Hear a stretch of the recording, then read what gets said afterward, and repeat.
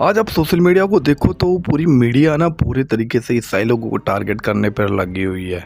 मैं ऐसा क्यों बोल रहा हूँ क्योंकि अभी आप जानते हैं कि प्रॉफिट विजेंद्र जी को लेकर कितनी बातें सामने आ रही है। तो मीडिया को एक ऐसा टॉपिक मिल गया कि मसीह लोगों को टारगेट करने का जो प्रयास कर रहे हैं पूरे तरीके से कि मसीहत को ख़त्म ही कर दिया जाए, इस तरीके से ये प्रॉफिट विजेंद्र का पीछा कर रहे हैं। हालांकि जो हमारे देश के अंदर हो रहा है उन बातों के ऊपर कोई और ध्यान देना ही नहीं चाहता है। मीडिया का तो बिल्कुल भी उन बातों के ऊपर ध्यान है नहीं। और भी हमारे बहुत से मसीह चैनल हैं जिनको ज़रूर इन चीज़ों को कवरेज करना चाहिए और देखना चाहिए कि आज जो मसीहत के अंदर हो रहा है और उन चीज़ों को किस तरीके से फिर गुमराही का नाम दे दिया जाता है। अभी पास्टर बजिंदर जो जिनके ऊपर जो केस आया है उनके भी बहुत से सबूत निकल कर अभी सामने आ रहे हैं। लेकिन दोस्तों इसी बीच अभी 8 से 10 दिन पहले एक पास्टर हैं जिनका नाम है प्रवीण और उनकी बहुत ही बहराई में से उनकी हत्या कर दी गई है। बहरहमी से हत्या कर दी गई है और जबकि उस घटना को एक्सीडेंट का नाम दिया जा रहा है कि पास्टर की एक्सीडेंट से मौत हुई है इस तरीके का। और जबकि जो ईसाई लोग हैं उनके अंदर बहुत ज़्यादा आक्रोश बना हुआ है और वो रैलियां निकाल रहे हैं, वो प्रदर्शन कर रहे हैं कि किस तरीके से भी ये जो जांच की जाए और हमारा जो पास्टर है उनको इंसाफ मिले। इस तरीके की बातें ये लोग आकर सामने कर रहे हैं। तो लेकिन दोस्तों आप देखो कि पूरी सोशल मीडिया के मीडिया वाले ना इन चीज़ों को देखना ही नहीं चाहते, इन चीज़ों को बिल्कुल भी मतलब अनदेखा करके बैठे हुए हैं कि भाई ये जो हो रहा है ठीक है, लेकिन हम तो मसीहत को बदनाम करेंगे या मसीहत के को टारगेट करेंगे। पास्टर बजिंदर के बारे में ना जाने कैसी कैसी वीडियो बनाकर सोशल मीडिया के ऊपर अपलोड कर रहे हैं। लेकिन दोस्तों मैं यहाँ पर किसी के खिलाफ़ नहीं हूँ।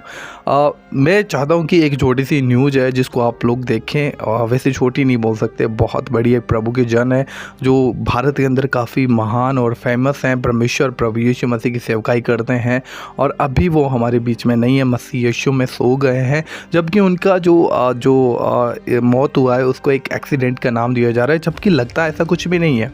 पहले आप एक क्लिप देखिए फिर आगे बात करते हैं। पास्टर प्रवीण पगडाला की संदिग्ध मौत, जांच करने की मांग। तेलंगाना के एक प्रमुख सेवानिवृत्त प्रचारक और ईसाई मीडिया व्यक्तित्व पास्टर प्रवीण पगडाला की संदिग्ध परिस्थितियों में मृत्यु हो गई। वह 45 वर्ष के थे। उनका शव आंध्र प्रदेश के पूर्वी गोदावरी जिले के राजमंड्री के पास कोंडमुरू में मिला। मार्च 25 की रात को कोवूर टोल प्लाजा के पास सड़क किनारे एक दुर्घटना में उनकी मृत्यु हो गई। कोवूर टोल प्लाजा के पास से गुजरने वाले सीसीटीवी फुटेज में वह बुलेट बाइक पर धीरे धीरे जाते हुए दिखाई दे रहे हैं। ये टोल प्लाजा से कुछ ही दूरी पर है कि उनका शव मिला। मृत शरीर के पास उनका हेलमेट भी पड़ा था जिसमें ना कोई खरोच दिखा। मृत शरीर के पास एक लकड़ी का टुकड़ा खून से सना हुआ था जो कि उनके चेहरे और शरीर पर चोटों के निशान के साथ मिला था। यह बातें इस बात की ओर इशारा करती हैं कि उनकी शायद हत्या की गई थी।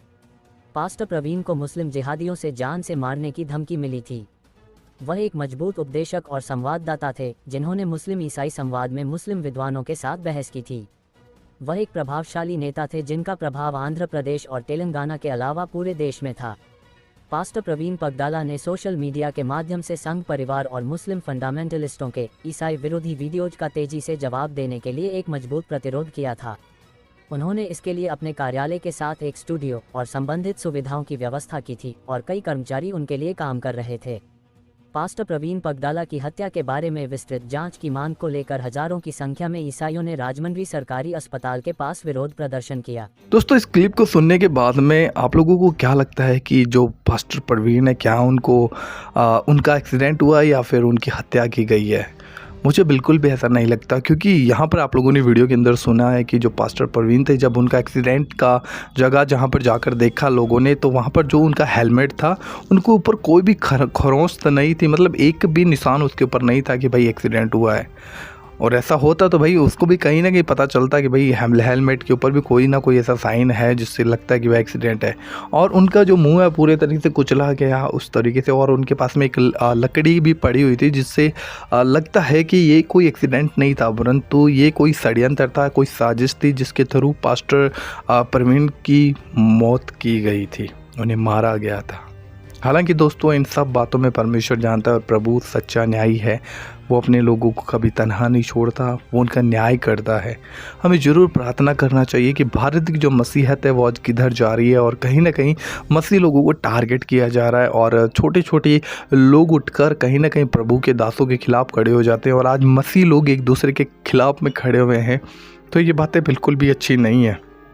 इसलिए हमारे देश की मसीहत के लिए ज़रूर प्रार्थना करें ताकि परमेश्वर मसीह लोगों में स्ट्रेंथ ले, परमेश्वर कार्य करे, यीशु मसीह अपनी कलीसिया को बनाए।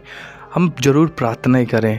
हालांकि दोस्तों, आपका इस वीडियो के बारे में क्या कहना है, आप हमें ज़रूर इस वीडियो के कमेंट बॉक्स में बताइएगा कि जो पास्टर प्रवीण है, क्या इनका ये जो डेथ हुआ है, क्या वो कोई घटना है या फिर कोई साजिश है? क्योंकि ये बहुत ही एक महान प्रभु के दास थे जिनको हम बोल सकते हैं, और काफ़ी हद तक प्रभु यीशु मसीह का सुसमाचार लोगों तक इन्होंने पहुंचाया। और जबकि इस तरीके से संदिग्ध इनकी मौत कहीं पे हुई मिलती है तो बहुत दुखद घटना है कि अचानक से ऐसा कैसे हो जाता है, जबकि आप लोगों ने देख लिया होगा दोस्तों।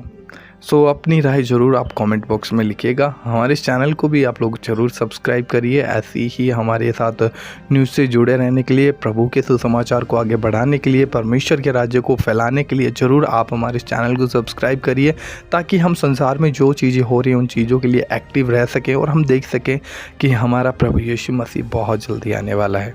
प्रभु आपको बहुत आशीष दे। जय मसीह की।